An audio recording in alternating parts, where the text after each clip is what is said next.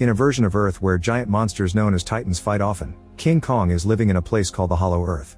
It's an ancient subterranean ecosystem deep within the planet with unique gravity and constant radioactive energy that allows the creatures in it to evolve to titanic sizes. One day Kong is being chased by giant wart dogs, so he heads toward a cliff's edge where he's prepared a trap for the beasts to fall into. Kong also throws a tree trunk that activates a second trap, causing rocks to fall on his enemies. The wart dogs refuse to give up, so Kong grabs one of them and tears it in two, roaring as the blood falls on him to prove he's the boss of the area. Terrified, the wart dogs run away.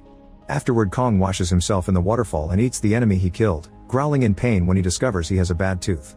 Suddenly he hears a roar in the distance and the distraction allows a huge reptile to steal the meat from him. Kong only struggles for a few seconds before letting it go, more interested in what he just heard. He follows the noise but only finds a random little animal and not more like him as he thought. Meanwhile, on the surface, Dr. Eileen works for Monarch, an organization who keeps an eye on the global threats posed by Titans. She has a special system to watch them all and make sure they aren't getting in trouble. Eileen is worried about Kong because he's from a social species and he shouldn't be alone. Whenever a bad monster appears to destroy a city, the legendary Godzilla comes out of his home in the ocean to fight them and keep humanity safe. In Rome, a giant spider-like monster starts terrorizing the streets and Godzilla immediately appears to attack it, destroying some buildings in the process. After throwing the beast around, Godzilla makes it explode with his atomic breath. He celebrates the victory with a roar and goes to nap inside the Colosseum. At a Monarch outpost in Hollow Earth, the researchers detect heavy energy readings coming from the sinkhole from Kong's wartdog trap. Eileen is immediately alerted about this and she flies to the Hollow Earth access point in Barbados, where Director Hampton shows her pretty high spikes in their sensor array. Meanwhile, in the Monarch Base Academy, Eileen's adopted daughter Gia starts feeling dizzy in class. She closes her eyes and her hands moves on its own as snow starts falling inside the room. Suddenly she has a vision involving the Titans and the teacher wakes her up, only to discover she unintentionally made drawings all over her schoolwork and the desk. After class, Gia must clean her desk and the teachers tell Eileen that Gia is having trouble fitting in. Using sign language, Eileen tries to talk to Gia, who just says she's worried about Kong and that she doesn't feel like she belongs on the surface. It turns out Gia is the last member of the Iwi tribe from Skull Island, Kong's original home. Later at home, Eileen realizes that Gia's drawings match the spikes from the sensor array. At the same time in Hollow Earth, an unknown Titan destroys the outpost. This causes Gia to wake up from a nightmare and Eileen has to promise there's nothing wrong with her. The next day Eileen travels to Miami to find conspiracy podcaster Bernie, who has helped her with Titans before. He agrees to team up with her again as long as he gets to visit Hollow Earth.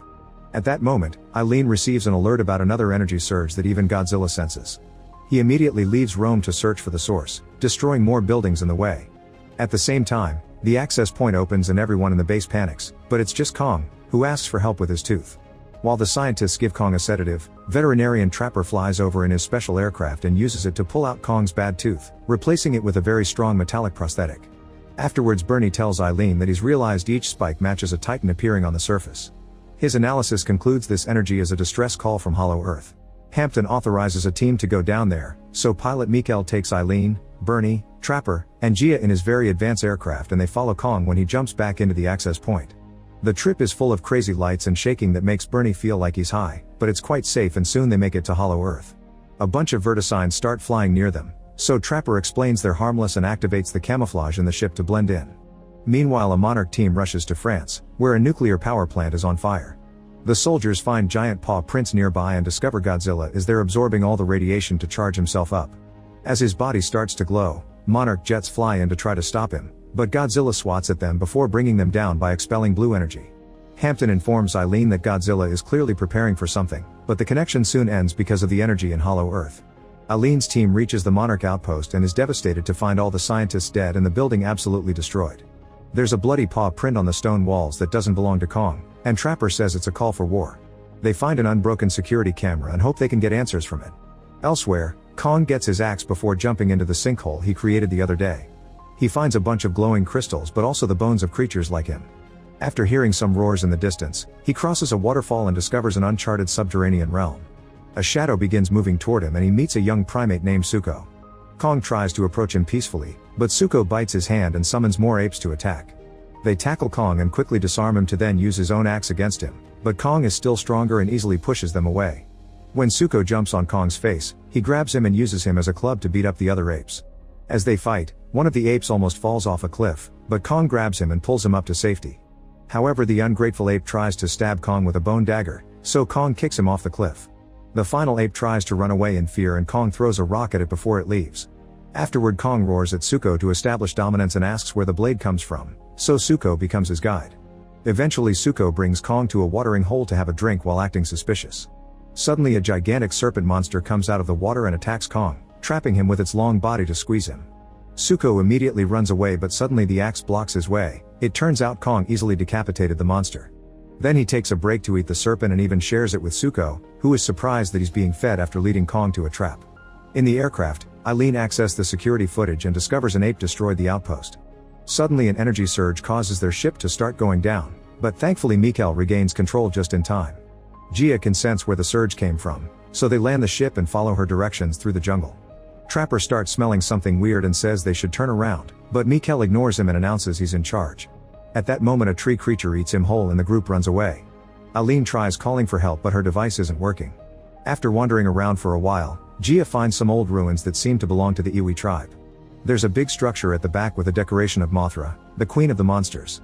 A glowing bug suddenly lies on a triangle on the wall, so Gia presses it and causes water to come out. They follow it through the structure and find an organic protective veil.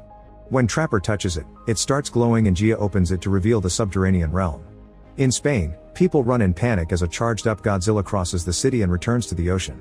A Monarch submarine tracks his trajectory and deduces he's going to the Arctic Ocean where a very aggressive titan called Tiamat lives. The researchers determine that if Godzilla kills Tiamat, he will become supercharged. A few hours later, the Monarch submarine reaches Tiamat's domain and notices the titan's energy is distorting their radar. Suddenly a light brightens the area. It's Godzilla's atomic breath, which is causing some serious damage to the submarine while destroying a layer of ice to wake up the other titan. Tiamat quickly comes out glowing magenta and uses its body to trap Godzilla, who retaliates by biting a chunk of its flesh. Tiamat immediately bites back and Godzilla starts to charge up by absorbing its energy, causing an atomic beam that even reaches the surface. The mighty Tiamat becomes sushi and Godzilla enters its lair, where it rests as it absorbs all the energy in the area. Back to Eileen's team, they hear a noise and suddenly get surrounded by warriors with spears. However, they also recognize Gia and decide to take the group with them. They reach a glowing cave and realize this is an entire Iwi civilization, who communicate with each other through telepathy. On the ceiling they notice various vortex portals, which could potentially take them all over Earth. The leader of the tribe touches Gia's hands and they both share memories. The leader shows Gia the life of the tribe and in return Gia shows her life on the surface. The leader is pleased and orders her guards to let the rest of the team go. The group is taken to a crystal formation and Eileen realizes that the distress signal came from here. They send it with the big crystal to warn Godzilla about an incoming danger. Further into the Iwi's temple, some special water is poured to light up the place, revealing the Iwi history on the walls which Eileen translates. Long ago, the great apes were humanity's protectors, but a ruthless leader known as the Scar King led an army of apes to try and attack the surface world in a war against Godzilla and his species. Godzilla stepped in and trapped the Scar King and his army in Hollow Earth to prevent them from attacking again. However, this danger will come back and Godzilla is now charging for it. Only a direct descendant of the Iwi will be able to reawaken Queen Mothra to bring back peace. Meanwhile, Kong follows Suko on a bridge made of bones and enters a very hot area where he's shocked to discover other great apes being held as slaves and forced into hard labor. When a guard punishes a worker, Kong comes to help and earns the guard's fury. Kong just punches the ape down and demands to see the monster in charge. At that moment the Scar King comes out and sees King's metal tooth, so all the apes laugh at him. Then Scar King tries to punish Suko for bringing Kong, only for the worker from before to defend him. The Scar King kicks the ape into a pit of lava and Kong roars to complain. A fight ensues with Kong using his axe while Scar King uses a whip made from another titan's spine. This weapon almost chokes Kong to death, but he manages to grab Scar King and throw him off. Refusing to lose, Scar King uses a glowing crystal at the end of his whip and reveals Shimo, the titan that caused the Ice Age. The whip crystal causes Shimo lots of pain, so it's forced to obey Scar King. It breathes an ice beam toward Kong, who tries to deflect it with his axe. However, the blast is too powerful and it envelopes Kong's arm in ice, causing it to get frostbite. Kong is too weak to fight, so Suko calls him to lead him out of the cave. Dodging another ice beam, Kong manages to run away while the other apes steal his axe. They soon start chasing after Kong, who runs fast and releases trap after trap to bring down a bunch of enemies. Eventually he's cornered against a rock wall and the apes dodge another trap trigger, only for the rocks to fall anyway and crush them. It turns out Suko activated the trap. Kong is still in pain, so Suko helps him move and together they make their way to see the humans, unaware that an ape survived and is following them. In the meantime, Gia connects with other Iwi teens and finally feels like she belongs. Bernie records everything he sees, amazed by the Iwi's use of crystals to build their civilization. Suddenly a horn alarm wails and the Iwi rush to open the veil, finding Kong with his wounded arm. This is seen by the enemy ape, who immediately leaves to report to its boss. Scar King gathers an army and leads them while riding Shimo, ready to start an invasion while Zuko sees them from afar. In the Arctic, Godzilla awakens and breaks the ice, showing its new magenta glow. Back to Kong, he's too weak and falls to the ground, so Gia tries to tell him they'll take care of him. Trapper scans the injury and announces he's been working on a device called Operation Powerhouse, which he designed to give Kong a boost in case another powerful Titan appeared. He goes back to the destroyed outpost to bring a bunch of pieces and reveals a giant glove that he puts around Kong's injured arm. It takes Kong a moment to get used to it, but soon he regains mobility and punches the ground, pleased with the result. At that moment Zuko comes to warn them about Scar King's plans, so Kong immediately jumps through a vortex portal to appear in the middle of Egypt, damaging the pyramids and causing people to fall. In Gibraltar, Godzilla hears Kong's roar and jumps into the sea to go find him. At the same time in Hollow Earth, the Iwi get Gia ready and the girl approaches a large crystal, using her hand to activate some gold energy. This wakes up Mothra, who thanks Gia before flying to the surface. Then the Iwi start evacuating the cave. After destroying bridges with his swimming, Godzilla reaches Egypt, where Kong tries to explain the situation. However, Godzilla thinks Kong wants to attack humanity and pushes him against the pyramids. A fight ensues and Kong manages to land some good punches thanks to his mechanic arm. Then he grabs Godzilla's tail and starts dragging him toward the portal, only for Godzilla to glow and shoot his atomic breath, destroying more pyramids. He pushes Kong down and charges again, but this time Mothra appears and pushes him back. Gia also appears and together with Mothra they use telepathy to finally explain the situation. Godzilla roars to agree to team up. Eileen's team follow the Iwi to the area underneath the pyramids, where they pour a red liquid into the water that causes the crystals to move. Hopefully this will create a gravity surge that will hold the evil titans back. At that moment Scar King breaks the veil and comes inside, making Shimo freeze the crystals before they can finish the process. Trapper gets on his aircraft and brings over a bunch of Vertisigns, who attack the ape army with bioelectricity. While the group escapes in Trapper's ship, Shimo shoots ice again to scare the Vertisigns away. Thankfully Godzilla and Kong show up and jump to meet with Scar King and Shimo at the same time the crystals release the surge. The gravity causes the titans to float around, but that doesn't stop them from attacking each other whenever they have the chance. Trapper's ship almost gets smacked too, but Mothra comes in to protect them and the portals. Some ape soldiers try to join the fight so Zuko jumps in too, throwing rocks at them to keep them away. Shimo shoots ice at Godzilla and almost freezes him, however Mothra distracts it and Godzilla breaks the ice with its magenta charge. Then Mothra catches Trapper's ship and puts it down while Zuko kicks an ape guard off to its death. Kong recovers his axe from the enemy and exchanges blows with Scar King and his whip, but sadly Kong loses his axe again when a portal opens and drags all the titans to Brazil. The people on the beach immediately run away in panic as the waves freeze and the titans break through the ice. Scar King makes Shimo unleash its ice powers, causing the sky to go black before it starts freezing the city too. Suddenly Godzilla shoots an atomic beam at Shimo at the same time that Kong punches Scar King, causing him to lose a tooth. The fight continues among the four titans as they throw each other all over the place, destroying dozens of buildings. After Scar King tosses a building with his whip, he and Shimo attack Kong together, forcing him to use the glove to protect himself from an incoming ice beam.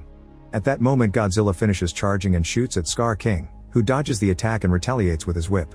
Godzilla catches it with his mouth and uses it to throw Scar King down before breaking it, causing the crystal to fall. While Kong continues to be under Shimo's beam, Godzilla shoots at Scar King again, who jumps to dodge and recover the crystal, only for Godzilla to shoot it out of his hand. Then Godzilla jumps on Shimo to attack it while Kong and Scar King begin fighting to get to the crystal. Suddenly Zuko appears with the axe and shatters the crystal, which sends a shockwave that throws all the titans back. Shimo quickly recovers and realizes it isn't under Scar King's control anymore. When Kong and Godzilla start throwing Scar King around like a tennis ball, Shimo shoots his ice beam and freezes its slaver as revenge. Now Kong can throw him on the ground to shatter him to death while Godzilla uses his breath to clean up the sky. With the fight finally over, Mothra takes Gia back to the Hollow Earth and the girl confirms she wants to keep living on the surface with Eileen.